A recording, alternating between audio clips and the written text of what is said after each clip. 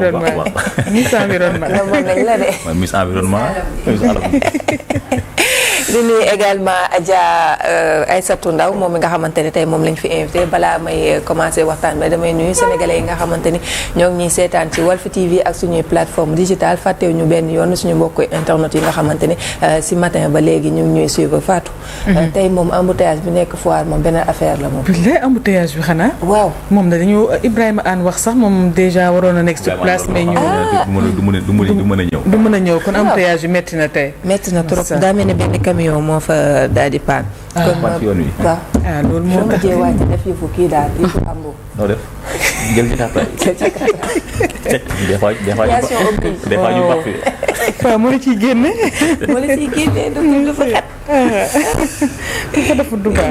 kon ñu dem ñu dalal suñu invité Aïssatou Ndaw Guèye moo nekk directrice de la promotion et de la coopération ci agence nationale pour les énergies renouvelables Adja maa ngi lay dalal si plateau Réveil des Sans Voix. jërëjëf di la nuyu Adja Kouna di nuyu Adja Fatou monsieur le maire. di leen jaajëfal ci invitation agence nationale pour les énergies renouvelables bu waral sama teewaay fii nii ci seen plateau. di nuyu téléspectateur Walfadjri yëpp. jërëjëf.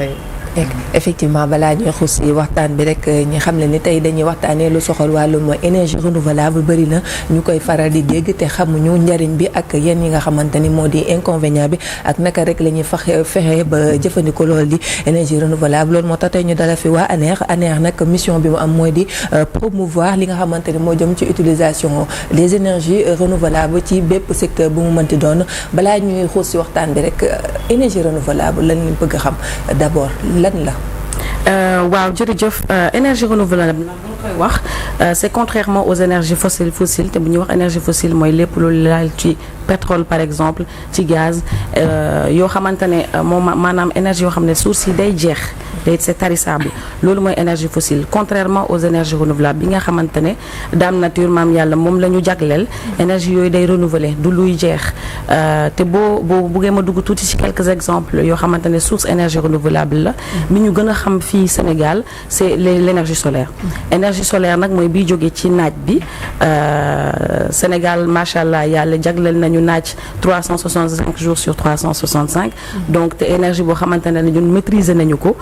utilisation donc énergie solaire benn ngi ci noonu beneen source d'énergie bu ñuy gën a utiliser Sénégal aussi muy éolienne maanaam énergie buy jógee ci ngelaw am nañ ci centrale bu mucc ayib boo xamante ne mu ngi noonu di dimbali en tout cas Sénélec ci liggéey bi ñuy def pour justement satisfaire la production d'électricité nécessaire pour le Sénégal beneen énergie renouvelable aussi muy la biomasse mooy loo xamante ne tam ci nature bi lay jógee ci gàncax bi moo xam déchet organique la moo xam déchet animal la fu muy jógee mun na nekk ba ci ay neefere animaux yoo xamante ne mun nañ ko transformer ba tey ji mu servir en tout cas à alimenter on va dire les services énergétiques primaires mun na nekk électricité mun na xam nekk gaz am na aussi beneen source énergie renouvelable bu ñu utiliser muy hydroélectricité boo déggee ñu naan hydro mooy lépp lu jëm ci ndox mun na nekk marémotrice mun na nekk des cours d'eau tey ji OMVS aussi mu ngi ci def liggéey bu rafet ñu bokk tey ji fleuve Sénégal ak lu mel ni Mauritanie suñu bokk aussi liggéey bi ñu def ak OMVS ak Mali ak Mauritanie ci barrage yu ñu mel yoo xamante ne mooy barrage Manantali barrage Fellou barrage Guina etc.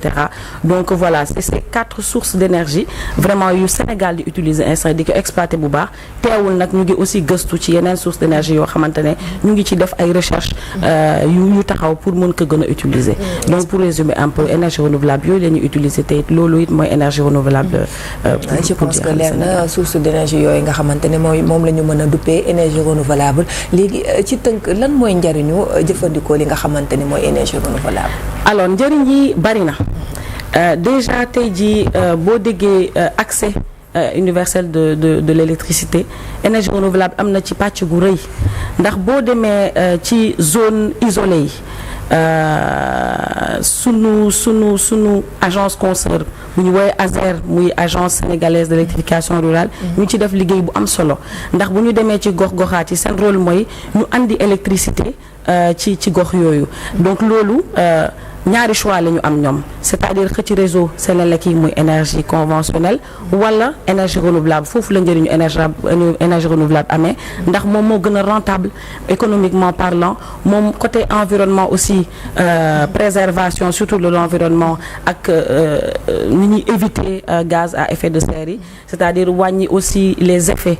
atténuer un peu le changement climatique loolu it énergie renouvelable mu ngi am njëriñ bu baax ci loolu bu loolu weesoo yi tamit la partie socio-économique am na ay enjeux socio-économiques yu taxaw ndax tey jii lépp luy activité génératrice de revenus surtout dans les zones isolées comme je l'ai dit tout à l'heure bu ñu waxee zone isolée mooy goxaat yu bari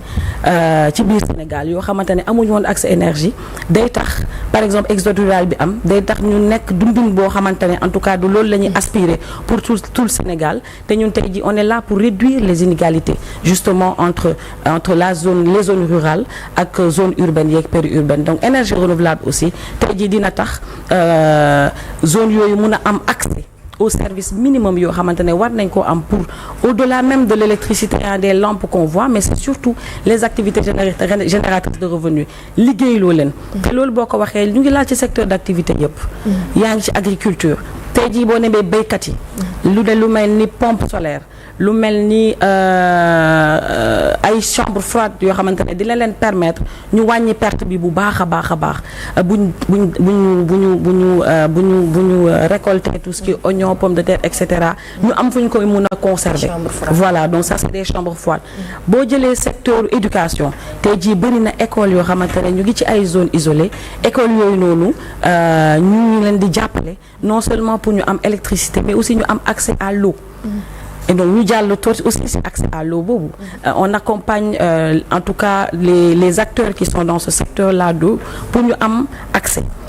bi nag dina jàll ci ay forages à travers hybridation yi ndax wax dëgg charge énergie dafa xaw a diis donc dinañ ko hybrider bàyyi peut-être conventionnel bi tuuti mais xaaj ko indi énergie renouvelable pour dooleel leen jox leen capacité yi ñu soxla pour lawal justement ces forages là dina am forage aussi ñoo xam ne ñu ngi accompagner sunu acteurs yi ñuy OFOR yoo xamante ne moom mooy acteur bu état du Sénégal jagleel aussi ce secteur là donc ñu ngi leen di accompagner aussi pour solariser justement ces forages là boo jógee aussi ci secteur d'activité eau mun nga ñëw ci pêche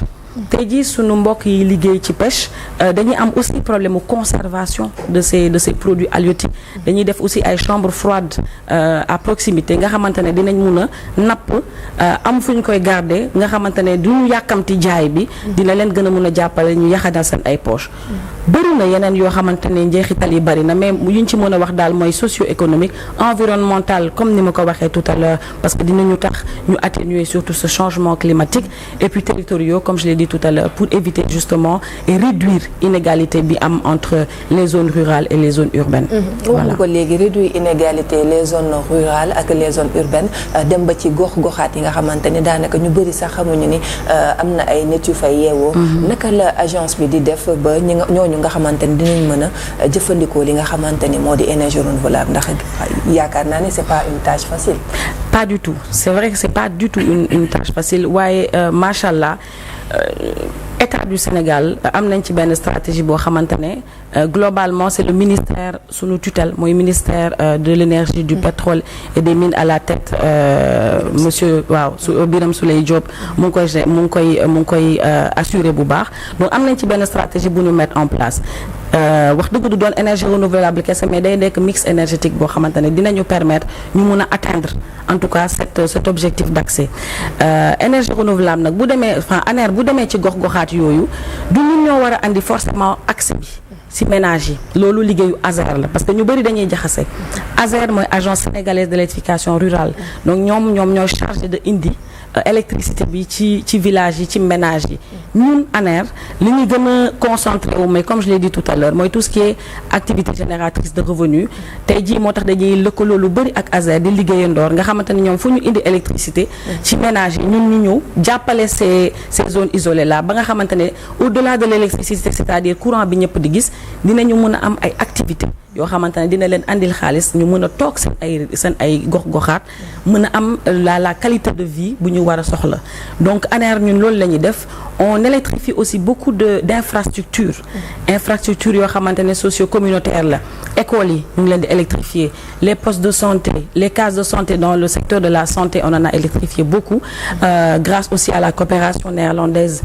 qu'on remercie de passage avec 120 postes de santé cases de santé yu électrifiées am na projet boo xamante ne aussi dina am deuxième phase pour loolu au-delà de la santé comme je l'ai dit il y a l'éducation il y a les usages productifs donc en gros vraiment c'est réduire ces inégalités là indi énergie ndax énergie mooy vie comme on dit l'énergie c'est la vie gox-goxaat boo andil ji tey ji énergie dafay développé wu te bu développé wu wax dëgg neex yàlla dootul soxla forcément ñëw ci sunu réewum taax yi nga xamante ne moo gën a xumb on va dire. c'est vrai que le plus souvent dañuy statuer ci avantage yi nga xamante ni mooy njariñal jëfandikoo énergie renouvelable mais également on peut parler des inconvénients s'il y en a. Bon, on va parler des inconvénients. Inconvénients, je ne dirais pas inconvénients parce que comme je l'ai dit, énergie renouvelable, source bi ci boppam, mu ngi ci nature bi, on les trouve là et du luy jeex. Inconvénient bi ñàkk xam bi itam bokk na ci bu baax. C'est pas du inconvénient mais c'est juste nan la ñuy utiliser énergie renouvelable à bon escient. Yan levier la ñu mën a lever. Dina doon l'investissement de base nan lañuy trouver le financement qu'il faut tey jii pour am accès à ces énergies renouvelables te loolu it ñu ngi ci def liggéey bu am solo mais boo waxee inconvénient vraiment bariwul xëy na côté énergie solaire bi panneaux yi ñuy teg yëpp bari na équipement yëpp bari na maintenant il faut penser demain aux déchets. Il y a beaucoup de centrales donc il faut penser à une stratégie bi nga xamante ne moom nga war a mettre en place pour justement xool déchets yooyu nan nga ko mën a recycler et loolu ñu ngi ciy liggéey aussi avec la coopération belge récemment def nañ étude pour xool justement ak tous les projets là qui sont en train d'être mis en place dans le Sénégal parce que ANER ñun ñooy promouvoir énergie renouvelable dans tous les secteurs d'activité et donc suñu rôle c'est ce rôle de coordination rôle boobu mooy nga xool écosystème bi yëpp tous les acteurs qui sont autour des énergies renouvelables nga boole leen trouver yoon boo xamante ne ñun ñëpp dinañ mën a liggéeyandoor en synergie sur le plan national am benn buntu boo xamante ne tey jii képp kuy investisseur bëgg ñëw Sénégal foofu lay jaate loolu liggéeyu ANER la loolu mooy sunu rôle et donc pour wax inconvénient vraiment y en a pas beaucoup mais am na yenn yoo xamante ne il faut ñu maîtriser ko comme les déchets comme les coûts et cetera. Voilà. ci wàllum adoption des énergies renouvelables gis nañ ne plan stratégique bu 2025-2029 ki ngeen ko mi ngi en cours de validation déjà yan axe yan orientation lañ ci mën a retrouver. Alors avant peut-être may xuus ci biir plan stratégique bi orientation yi damay bëgg d'abord wax lan mooy plan stratégique. Plan stratégique maanaam mooy benn feuille de route boo xamante ne ci la ñuy sukkandiku ANER pour justement mettre en œuvre la stratégie qui va être mise en place pendant les 5 ans à venir. Léegi plan stratégique boobu dañ koy arrimer bien sûr à la vision même de l'État du gouvernement du Sénégal à l'horizon 2050 mais aussi arrimer ko ci l'aide de politique de développement sectoriel bi nga xamante ne sunu ministère de tutelle muy ministère de l'énergie moom la mettre en place bu ñu arrimer léegi plan stratégique boobu avant même conception bi dañ koy def de façon inclusive la mise en place même de la conception on va dire même de ce plan stratégique de façon inclusive c'est-à-dire que tous les acteurs la ñuy invité moo xam privé bi la moo xam le monde de la recherche développement moo xam la société civile moo xam même ceux qui sont utilisateurs derrière donc tout ce qui est association de consommateurs ñëpp la ñuy dajale autour d'une table ñu proposer leen ay activités yoo xamante ne c'est en droite ligne avec les référentiels dont je viens de parler ñu valider ko ba pare ñun suñu bopp ñu xool projet yoo xamante ne mën na dugg ci stratégie boobu donc tey jii plan stratégique gu ANER 4 grandes orientations la am la première mooy usage productif j'en ai parlé tout à l'heure usage productif mooy lépp loo xamante ne day am activité génératrice de revenus et pour orientation boobu ñun ñu ngi gën a concentrer ci agriculture par rapport au pompage par rapport à la conservation etc ñuy gën a gëstu ci eau pour les forages, la solarisation des forages ñuy gën a gëstu aussi ci santé ñuy gën a gëstu aussi ci yeneen secteurs prioritaires yoo xamante ne yooyu la ñu gën a soxla pour justement accélérer on va dire cette dynamique de développement du Sénégal. Deuxième orientation bi mooy tout ce qui est infrastructure communautaire et socio-communautaire on va dire. Tey jii on a un gros projet d'autonomisation des bâtiments publics. Def nañ déjà ay projets pilotes mais on veut vraiment passer à l'échelle, c'est-à-dire électrifier tout ce qui est université, hôpitaux, les ministères ba nga xamante ne tey jii facture électricité état bi ci boppam dina wàcc bu baax ñu mën koo maîtriser. Et pour ça il faut des investissements et il faut trouver ay leviers yoo xamante ne moom nga mën a lever nga xamante ne tey jii investissement yooyu dina mën a gën a dugg ci réew mi. Au-delà de cette deuxième orientation am na troisième orientation bu am solo muy recherche développement innovation. May féliciter aussi de passage sunu directeur général professeur Djouma Kobor bi nga xamante ne la semaine dernière il a remporté un des prix en tout cas il a eu une médaille d'or avec félicitations du jury lors de la 50e édition bu salon de l'innovation bi am Genève mangoog Genève Suisse boo xamante ne wax dëgg y avait plus de 1000 inventeurs yu fa nekkoon sunu DG ñoo na présenter benn concept boo xamante ne c'est très innovant concept boo xam ne day accompagner le secteur du transport en utilisant on va dire en valorisant emprise u autoroute yi loolu ñu ngi ciy liggéey ak AGEROUTE ñu ngi ciy liggéey ak ADS ñu ngi ciy liggéey aussi ak SENTER ñooñu suñ ay partenaires privilégiés yoo xam ne nañ valoriser les emprises des autoroutes les emprises des voies ferrées et cetera donc ñuy jaajëfal suñu DG vraiment ci idée boobu mu am te bi ñu indee ce concept là qui a été primé ANER daf ko jël boole ko ci les projets prioritaires ñu présenté ko itamit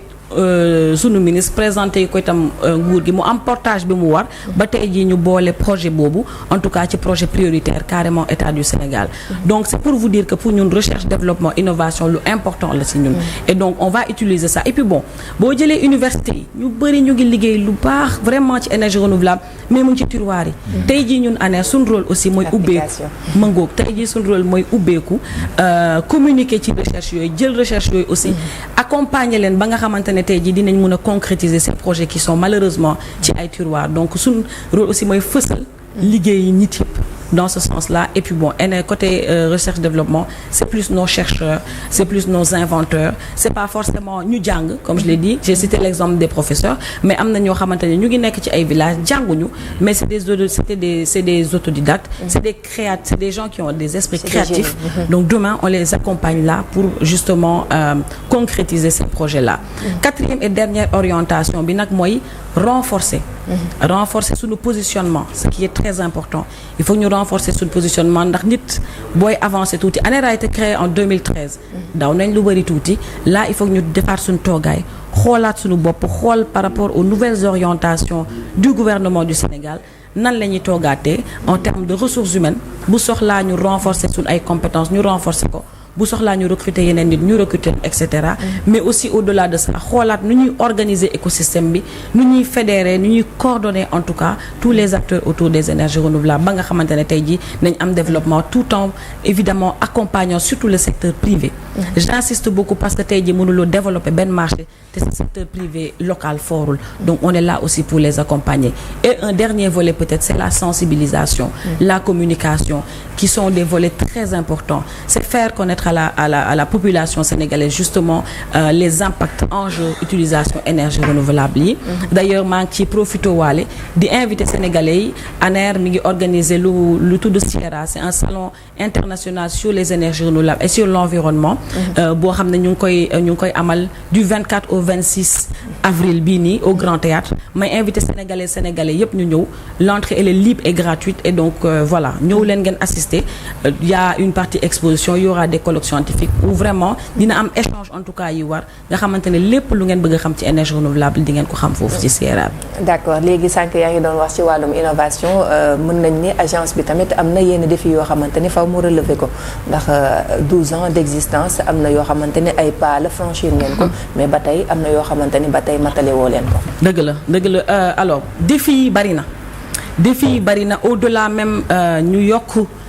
nit yi seen li ñu xam ci énergie renouvelable mais ñu mën a capter investissement yi war loolu bokk na ci défi yi vraiment parce que côté investissement des na tey jii war nañoo maîtriser par exemple potentiel bi am Sénégal loolu su suñ ay mission même la nekk mission yi nga xamante ne moom moo nekk ci décret de création ANER war nañoo maîtriser suñu potentiel war nañoo évaluer potentiel bi war nañoo mettre en place mettre en œuvre on va dire ay projet programme yoo xamante ne dina permettre paaru énergie renouvelable gën a yokk ci mix énergétique parce que objectif bi au début c'était 30% on l'a presque atteint on est actuellement à 28%, mais l'idée c'est vraiment de yéeg à 40%. Donc loolu c'est un défi majeur. C'est l'investissement, c'est l'innovation comme on l'a dit. Il faut ñu gën a booster ce secteur-là pour justement gën a créer ay activités yoo xamante ne wala ay projets ak programmes yoo xamante ne c'est plus en adéquation avec les besoins du Sénégal des Sénégalais du Sénégalais lambda tout simplement. Donc yooyu mun na nekk ay défis yoo xamante ne mun naa ko ci wax et c'est des défis forts c'est des défis yoo xamante ne ñu ngi ci mais ñu ngi ci liggéey comme je l'ai dit justement ce plan stratégique bi ngay wax ça va nous permettre de pouvoir relever ces défis-là et avancer ensemble. Parce que surtout le nouveau gouvernement insiste beaucoup sur cette partie coopération mais pas que coopération sur le plan international boo xam ne ñu ngi ciy liggéey ndax coopération sur le plan international moo ñuy permettre ji au-delà du budget de l'État ñu mun a financer yenn projets yu bari mais aussi la coopération fii nii sur le plan national ñu mun a am synergie d'action ñu mutualiser suñ ay doole nga xamante ne tey jii ñun ANER va se positionner comme assistant technique secteur bu ñu mënti soxla on est là pour andil la énergie bi war voilà lampadaires solaires yi yu bëri ci yenn ci ay gox-goxaat dañuy faral nii dafa am ay yenn manquement yu muy am ANER lan lay def est-ce que am na mission yo am na projet boo xamante ni mi ngi koy tëral pour mën a corriger manquement yooyu ñuy signaler ah waaw bon ñu bëri nag bu ñu xamee ANER lampadaires yi moo tax monsieur le maire war na koo xam ndax tey jii maire yi moom lampadaires yi la ñu gën a xam ci ANER alors que les projets yu ëpp impact bëri ñu ngi fi mais lampadaire lañ gën a xam ndax moom moo gën a fës si vous voulez lampadaires yi début bi benn projet pilote lañ tegoon bu 1835 lampadaires bon leçons yi ñu ci tiré ndax ñun saa yu ñu defee projet dañ ci tiré ay leçons dañuy évaluer ñu xool li ci baax ñu garder li ci baaxul ñu jéem ko soppi donc côté bi projet pilote boobu c'était plus la partie qualité ñu ñëw ci premier projet bi nga xamante ne mooy 50 000 lampadaires objectif premier bi c'était surtout réduire la facture d'électricité de l'État dans les grandes villes ñun loolu mooy suñu esprit bi ñu tegee 50 000 lampadaires on a tout de suite eu engouement population sénégalaise on s'est dit non il faut ñu dem ci deuxième phase bi ñu duggee deuxième phase nag surtout gox-goxaateeg ñëpp a bëggoon ci lampadaires yi wax dëgg c'était pas évident tegoon nañ ay critères yu objectifs ak loo mënti wax waaye xam nga tam pression day am donc ça fusait de partout deuxième phase bi def nañ ko c'est en cours de finalisation donc c'est 103 000 lampadaires mais avant même que ñuy jeexali comme ni nga koy waxee peut-être que mun nga wax foofu ne il y a des rectificatifs à apporter comme je l'ai dit après évaluation à mi-chemin on s'est dit aussi que côté répartition bi foog ñu xoolaat ko ñu def ko de façon inclusive c'est-à-dire ñu ubbeeku parce que avant maire yi kese lañ doon woo maire yi kese lañ doon bind ne leen par exemple on vous a attribué tant de lampadaires ñoom ñu liggéey ak suñu équipe technique ñu xool ñu koy tegee mais instant bi ANER pour la troisième phase en tout cas bi ñu lancé fin d'année bii nii 2024 et bu ñu commencé là la principale innovation c'est que aujourd'hui dañuy mettre en place des comités yoo xamante ne dina am autorité locale yépp sur place gouverneur yi ngi ciy dugg et ñoom dinañ ko wàccee ci préfet yi ba ci sous-préfet yi woo par exemple la société civile woo les maires évidemment parce que ñoom aussi ñoom ñooy porte d'entrée ci seen ay collectivité territoriale donc vraiment rectificatif bi ñu ci andi mooy loolu ubbeeku def ko de façon inclusive te ñu ngi ci liggéey. d'accord inchallah ñu ngi koy xaarandi bu baax a baax jamono ji ñuy wax wàllum gaz ak pétrole dem ba ñu naan dinañ atteindre li nga xamante ne moo di mix énergétique ANER ban rôle lay jouer pour ñu gën a baisser li nga xamante ni moo di coût de l'électricité ñu ngi koy wax naa ne boo matul ci jamono ji ñu jëm dina gën a wàññeeku. waaw loolu nag mooy sunu objectif je pense que récemment ministre en a parlé le ministre de l'énergie monsieur Birame Souleye Diop ñu ngi rafetlu vraiment lim ci wax kàddu yi ñu ci wax ak surtout fi ñu bëgg a jëm parce que tey jii objectif bi fii léegi 2050 mooy ñu baisser coût d'électricité bi mu jógee 117 francs bi mu nekk nii mais de façon structurelle ñu def ko dans le temps ñu baisser ko ba 60 francs donc loolu mooy sunu objectif et pour ça il faut que ñu mettre en place benn mix énergétique boo déggee ñu naan mix énergétique c'est un tout c'est-à-dire énergie renouvelable yu bëri yoo xam ne su source yu bëri en tout cas lay jógee loolu mooy nar a constituer mix énergétique bi ñun suñu wàll mooy ñu fësal ci énergie renouvelable ba nga xamante ne quelle que soit la production nationale en tout cas en termes d'énergie énergie renouvelable dina ci contribuer à hauteur de 40%. loolu itam Senelec mu ngi ciy liggéey lu bari on les accompagne aussi pour tout ce qui est énergie renouvelable ak mise en place centrale solaire yi nar a ñëw mise en place centrale éolienne et cetera donc ANER suñu rôle ci mix énergétique on va dire c'est par rapport même dañ ko def basé ci suñu vision mooy tey ji ñu nekk locomotive boo xamante ne day permettre la transition énergétique juste et équitable suñu waxee équitable c'est-à-dire dans tout le territoire sénégalais et donc aujourd'hui rôle ANER mooy promouvoir ces énergies renouvelables bañ continuer bañ atteindre en tout cas objectif des 40% dans le mix énergétique. dañ doon faral di wax ci COP 28 bi ne dinañ tripler li nga xamante ne moo di capacité bu ñu installé au niveau mondial des énergies renouvelables ci lu jëm ci 11 000 gigawatts fii ak atum 2030 loolu nag mu nekk défi de taille boo xamante ni dëkk yi nga xamante ni ñoo wër àdduna wërngal këpp ci jëfandikoo lu jëm ci wàllum énergie renouvelable war nañ ko daal di atteindre pour limiter li nga xamante ni moo di réchauffement climatique bi fii ak Paris ak ni ñu ko saafonte ci accord de Paris 2015 bi yow lan moo ci sa xalaat si ko waaw loolu amuñu choix comme on dit réchauffement climatique bi dafay menacer les générations à venir ndax ñun ñu ngi fi mais suñu ay sëtaat il faut que ñu vivre dans les conditions qu'il faut donc énergie renouvelable ci partie atténuation lay gën a liggéey atténuation à travers la mise en place de projets comme yi ma wax ni projet programme yu ñuy def biir Sénégal aussi bien ñun le secteur privé les ONG et cetera tous les acteurs écosystème bi yëpp il faut que ñu dajaloo ñu def ces projets là pour justement wàññi l'effet en tout cas suñu empreinte carbone il faut que ñu wàññi ko c'est vrai que Sénégal nag par rapport aux pays développés bon suñu empreinte ngandul ngandaay boobu mais il faut que ñu en tout cas topp mouvance bi parce qu'on n'a pas le choix changement climatique fépp lay dal donc il faut que ñu wàññi en tout cas cette empreinte carbone gën a promouvoir ces énergies renouvelables surtout l'utilisation de ces énergies renouvelables là. yaa ngi koy wax léegi di ngeen amal lu yàggul dara incha allah foire le salon international pour les énergies renouvelables léegi lan mooy perspective yi pour agence bi. Perspective yi bari na comme je l'ai dit ñu ngi ko consigné yëpp ci plan stratégique mais ce sont surtout la mise en place de ces projets là et surtout l'atteinte de l'objectif des 40% yu ñu bëgg dugal et puis bon après il y a différents projets programmes yoo xamante ne bu ñu ñëwee ci salon bi on va les partager et puis yeneen acteurs yi parce que ñun on est là pour fédérer comme je l'ai dit donc on va ouvrir pour tous les acteurs du sous-secteur ñëpp ñu mën a ñëw wax ku nekk sa wàll li ñu ci war a andi ci énergie renouvelable pour le développement donc ñun suñu perspective loolu la c'est mettre en place nos projets programmes continuer à accompagner et surtout fédérer tous les acteurs du sous-secteur pour nga xamante ne tey ji énergie renouvelable dina gën a développer. voilà waaw développer énergie renouvelable yaakaar naa ne nag lu am solo la ndaxte am nañ géej gaa ngi fii naaj baa ngi fii ñun lu ñu am si ay potentiel sax moo bëri kon yaakaar naa ne ku nekk daf cee war a sóobu kii ko di la jaajëfal bu baax yow Adja Aïssatou Ndaw Gueye yow yaa nekk directrice de la promotion et de la coopération foofee ci agence nationale pour les énergies renouvelables di jaajëfal aux téléspectateurs yëpp di leen jaajëfal Fatou di jox rendez-vous inchallah jeudi jërëjëf aussi beaucoup pour invitation bi et di la woo ñëpp ci Sierra bi ce serait le rendez-vous idéal en tout cas inchallah pour parler d'énergie et d'environnement. Voilà. Inchallah. Si Adja Kouna Gueye merci également sa invité Adja Aïssatou Ndaw Gueye di leen jaajëfal aussi Seydina Omar Ba di jaajëfal Roxane Ndong mi fi nekkoon ci équipe technique bi di jaajëfal Serigne Aliou Keita Pierre Dieng si son bi ci caméra bi di jaajëfal bu baax Babacar Lo ci kanam